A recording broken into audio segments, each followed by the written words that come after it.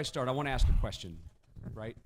And I want us to unpack this, and I want us to really think deeply about the question I'm going to ask you. Is the problem in our communities getting better or worse? Hands for better. Is the problem in our communities getting better or worse? Hands for worse. It is unanimous. So the question that I ask police chiefs, mayors, governors, other states, dignitaries, everybody, is why?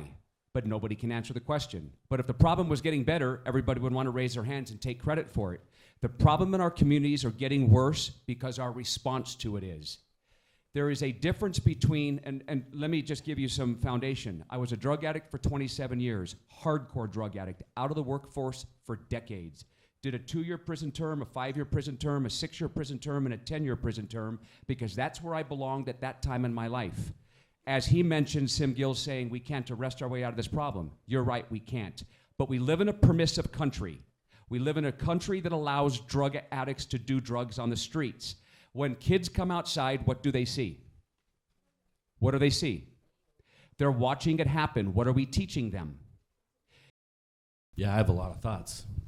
As a former executive director of Shelter the Homeless, I was involved with Operation Rio Grande.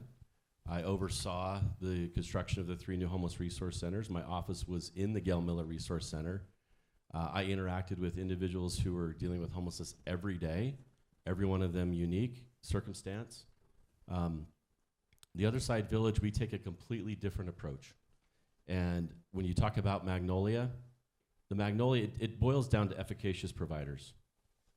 You have to hold providers accountable just like you hold individuals accountable.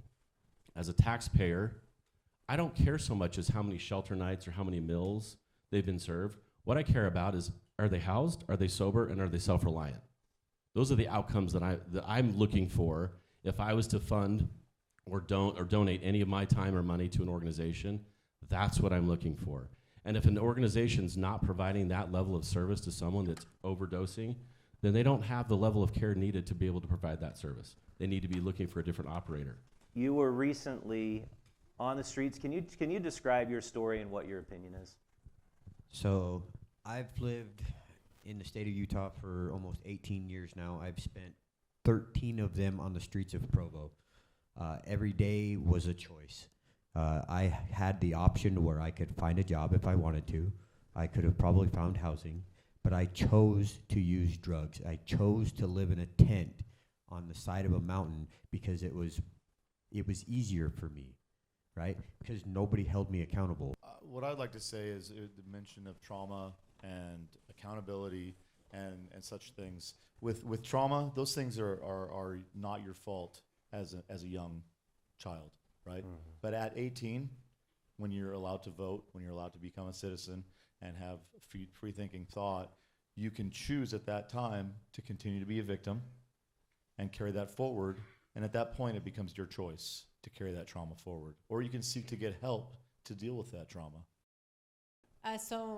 My name's Laura. I really actually didn't start to get into trouble or anything until I was 30 years old. I started using drugs after there was some stuff with my husband and my daughter. And so, rather than be a responsible parent, I chose to make it about me and start doing drugs.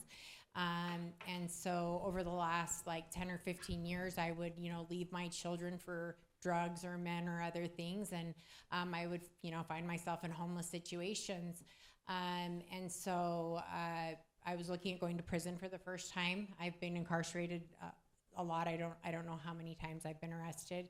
But I know that I know that for myself, giving me housing wasn't the option that I needed. I was given a Section 8 voucher at one point because I got my kids back with me, which was a manipulation of the system so I could get that house, but I didn't know how to care for that house, and I didn't know how to love myself, and I didn't know how to do any of those things. And so I got into a Section 8 home, and not very long after had men and drugs in there. My kids were out, who knows where, and I didn't care about that. It's because I was given somewhere to live, but I didn't know how to take care of it, and I didn't know how to be responsible for those things, and I didn't have the support that I needed to figure that out. And so I know for me, just giving me a home wasn't the solution, is because I was looking at going to prison, and I didn't want to go to prison is the reason why I went to the Other Side Academy.